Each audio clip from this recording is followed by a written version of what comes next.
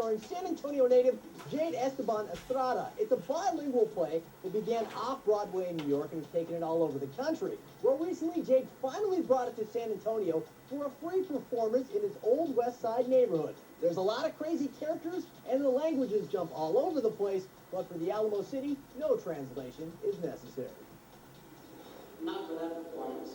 You should have been there. In English or Espanol, one thing is universal. Anything that's the truth is funny. Jade Estrada stars in Tortilla Heaven, a show with 7 characters, 2 languages, and 1 actor, all with a South Texas feel. We did a Cinco de Mayo tour recently. We went from New York to Pittsburgh to Cincinnati, St. Louis, Tulsa, Oklahoma City to Abilene, and we noticed that the further south we got, the more people really got the jokes. The show is set in San Antonio and deals with 3 generations of one family.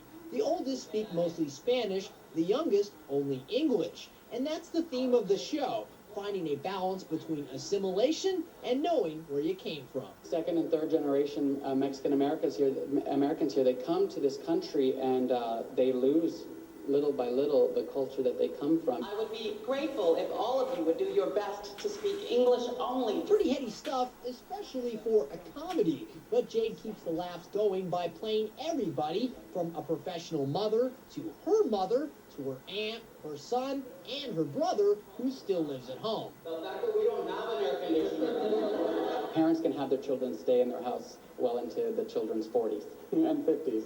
And there's one character like that, which is completely acceptable in a Latino culture. Americans don't always understand that. Of course, the audience in his hometown gets it. There's a whole lot of San Antonio in this show, including Jade's own family. There's snippets of all of my family, and if you know my family. But what started in the Alamo City is now a story that Jade's sharing with the entire country, one city at a time, even when they don't speak the language. It's a different version of what their story might be, but everybody kind of understands it.